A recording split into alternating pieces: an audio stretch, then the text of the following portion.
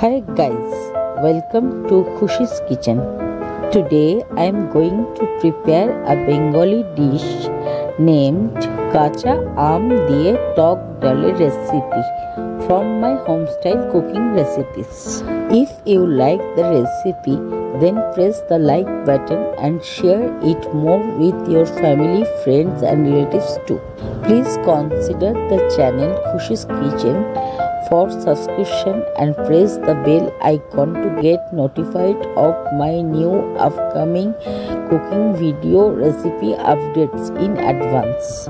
Let's start the video and quickly have a look to the ingredients which are enlisted for making this special recipe.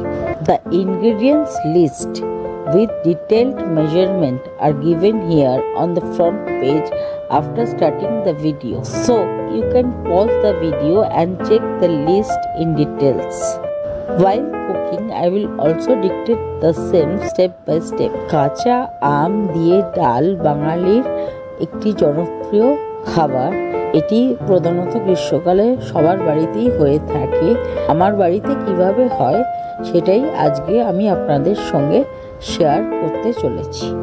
কাঁচা আমের টক ডাল বানাতে এখানে আমি ডাল এবং কাঁচা আম নিয়েছি। এখানে আমি মসুরির ডাল ব্যবহার করেছি। প্রথমে ডালটাকে ভালো করে জল দিয়ে 2-3 বার ধুয়ে নিয়ে একটি প্রেসার কুকার নিয়ে ওই ডালটাকে ট্রান্সফার করছি এবং ওর সঙ্গে বেশ কিছুটা জল অ্যাড করছি। এবার প্রেসার কুকারটা গ্যাস ওভেনে উইদাউট লিড বসাচ্ছি।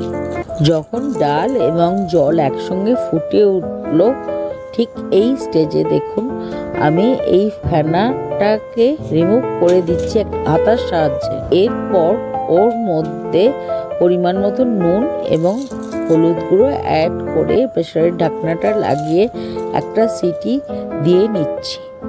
একটা সিটি দেওয়ার পর গ্যাস ওভেনের ফ্লেমটা অফ করে দিচ্ছি প্রেসারটাকে ঠান্ডা করবার জন্য।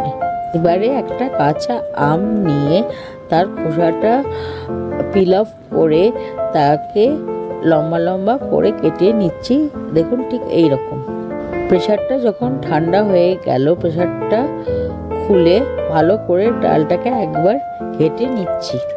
এবারে একটা কড়া নিয়ে গ্যাস ওভেনে বসাচ্ছি এবং খুব অল্প সর্ষের তেল অ্যাড করছি ওর মধ্যে।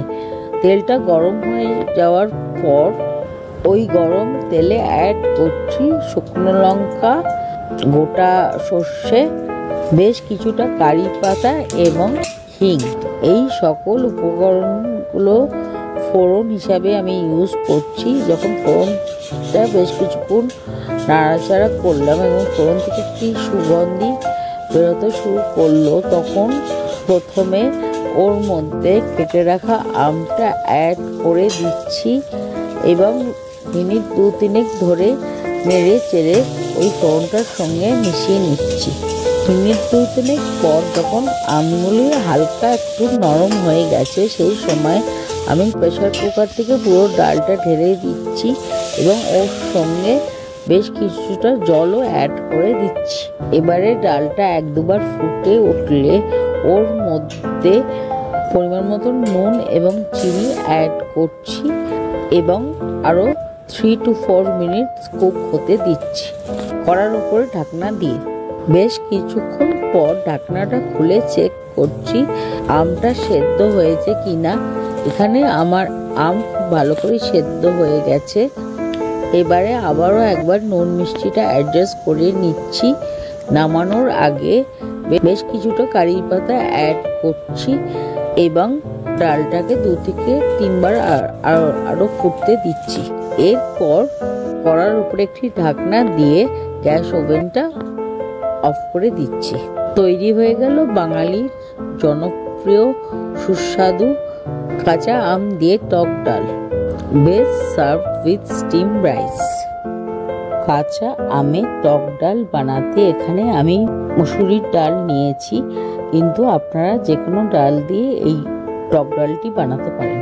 এখানে ডালটা প্রেসার কুকারে 80% অবধি কুক করে নিতে হয়, বাকি 20% সম্বার দেওয়ার সঙ্গে সেদ্ধ হয়। এবং টক ডাল স্বভাবত পাতলা হয়, এটি ঘন খেতে ভালো লাগে না। If you like the recipe, then try it at least once at home and let me know by comments in comment section below.